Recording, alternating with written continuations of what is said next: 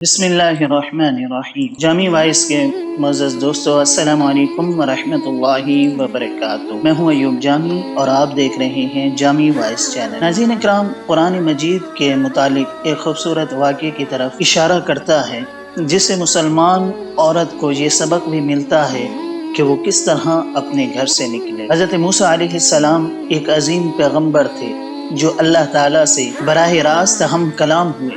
ایک مرتبہ سفر میں تھے، گرمی کا موسم تھا، پاؤں ننگے تھے، سفر کی تھکاوٹ اور پیدل چل کر پاؤں میں چھالے پڑ چکے ہیں۔ ذرا آرام کرنے کے لیے ایک درخت کے سائے میں بیٹھ گئے۔ کیا دیکھتے ہیں کہ کچھ فاصلے پر ایک کنواں ہے، وہاں سے کچھ نوجوان اپنی بکریوں کو پانی پلا رہے ہیں اور ان سے کچھ فاصلے پر باحیا دو لڑکیاں کھڑی ہیں۔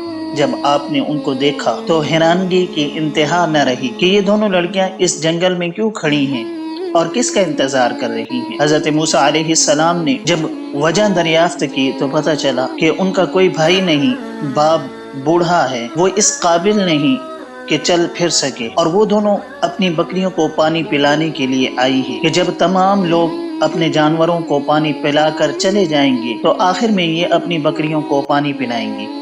حضرت موسیٰ علیہ السلام ان کی بات سننے کے بعد آگے بڑھے اور خود پانی کنویں سے نکالا اور ان کی بکریوں کو پلا دیا۔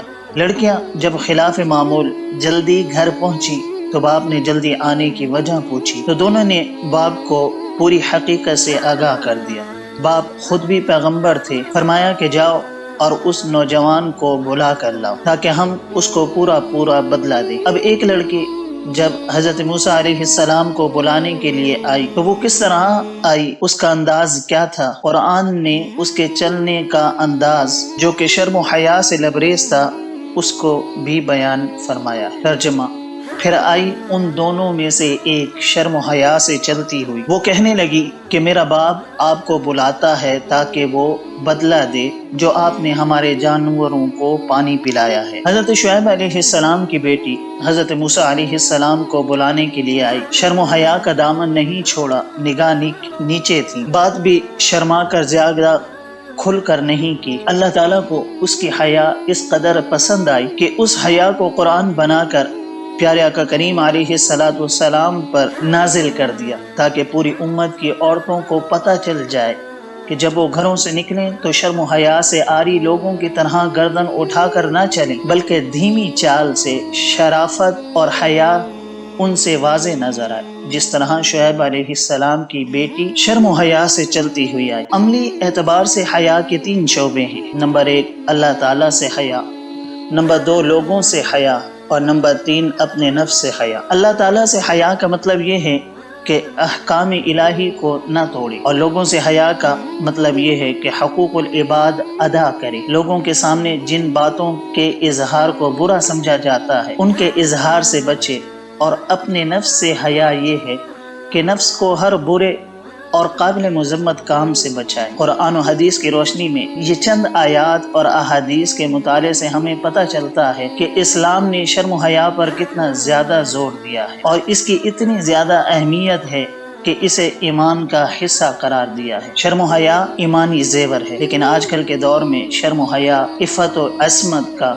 جنازہ نکل چکا ہے۔ آج حیا ایک عیب بن کر رہ گیا، عشق و معشوقی کے کھیل رچائے جا رہے ہیں۔ مغربی تہذیب نے دنیا کو بے شرم و بے حیا بنا دیا۔